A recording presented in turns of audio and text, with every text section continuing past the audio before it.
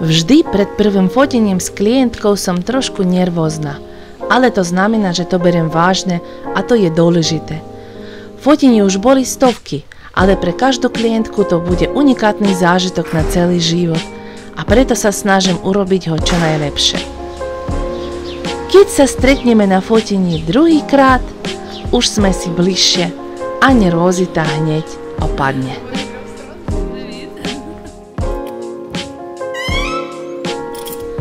Vitajte v mojom ateliéri.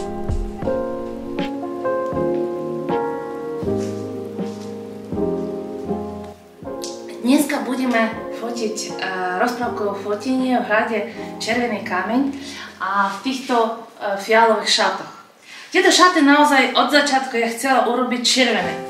Zakúpila som aj látku, ale nebola to taká červená látka, že mala taký fialový odtieň a moja navrhárka povedala, že lepšie bude s takou transparentnou látkou to spojiť a urobiť tie šaty fialové.